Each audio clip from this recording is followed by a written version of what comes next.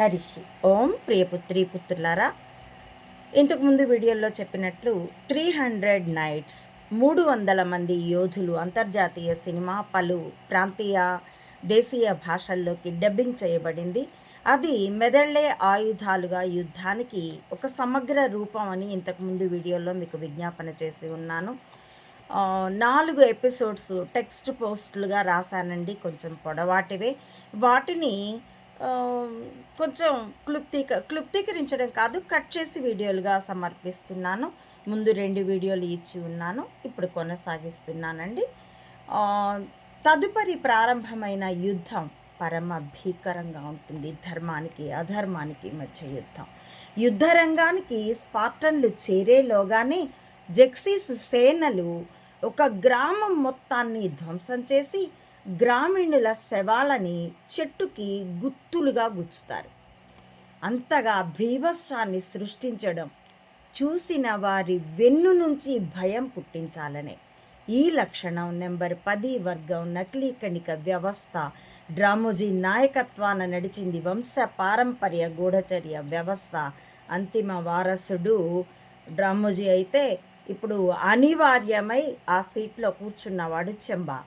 ఈ వ్యవస్థలో అణువణువున ఉంటుంది. ఇప్పటి తాజా ఉదాహరణలు కూడా ఉన్నాయి మీకు.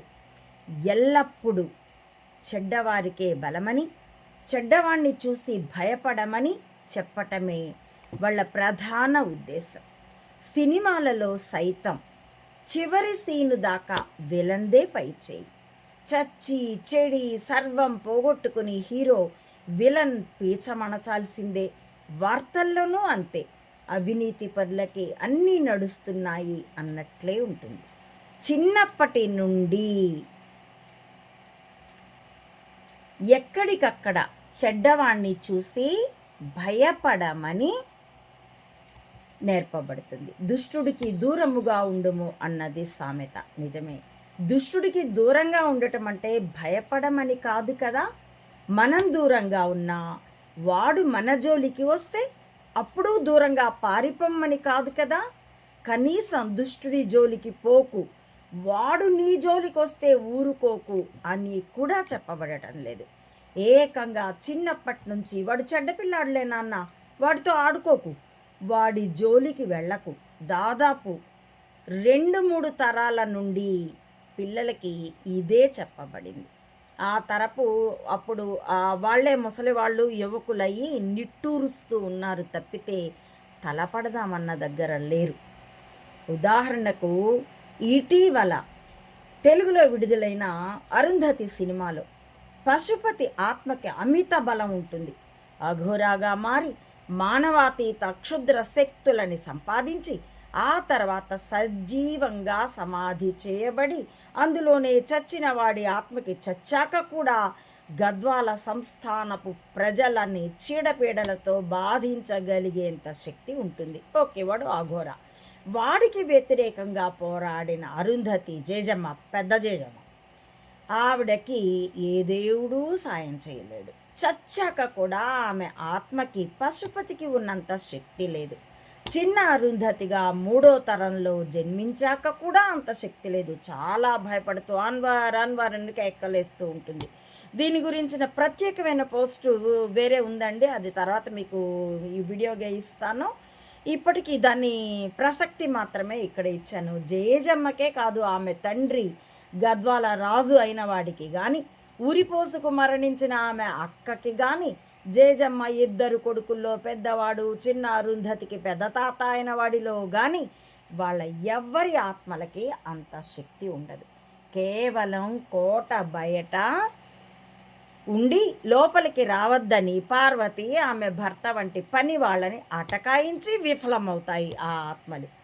అదే పశుపతి తల్లికైతే చచ్చాక ఆత్మకి కూడా శక్తి ఉంటుంది. దానితో ఆ దెయ్యం ఇతరులని రప్పించి కొడుకు సమాధిని పగలగొట్టిస్తుంది. పశుపతికైతే అఘోరా శక్తి ఉంది. మరి వాడి తల్లి ఆత్మకి ఏ ఘోరా శక్తి ఉన్నట్లు?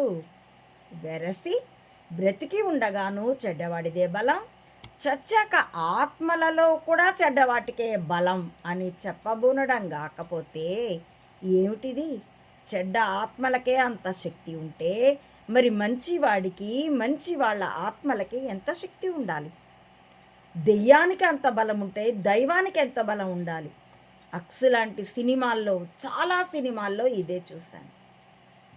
అసలు దేవుడు ఉంటే దెయ్యము ఉండాలి అనే సిద్ధాంతం కొత్తగా ఎడారి మతాల భుజాల మీద మోసుకొచ్చిన సైతాన్కి అనుసరణంగా చెప్పడం. హిందూ సనాతన ధర్మంలో ఎక్కడా దెయ్యాలు ఉండవు. రాక్షసులు కూడా దేవుడి భక్తులే. పూర్వజన్మలో వైకుంఠపు ద్వారపాలకులు, తదుపరి రాక్షస జన్మలు శాపవశాత్తు ఎత్తితే శివభక్తులు లేదా బ్రహ్మభక్తులు. అంతే తప్ప మనిషిలో ఉన్న ఆసురి గుణాలే, దైవీ గుణాలు ఎక్కువ ఉన్నవాడు మానవుడు, దేవుడు. మిశ్రమంగా ఉన్నవాడు మానవుడు, ఇతర జీవులు. ఎక్కువ ఆసురి గుణాలు ఉన్నవాడు రాక్షసుడు. అదే చెప్తుంది మనకి దైవాసుర సంపద్విభాగ యోగం. కానీ ఇక్కడ మాత్రం దేవుణ్ణి నమ్మరు, దయ్యాన్ని బాగా నమ్ముతారు. అదే గూఢచర్య తంత్రం.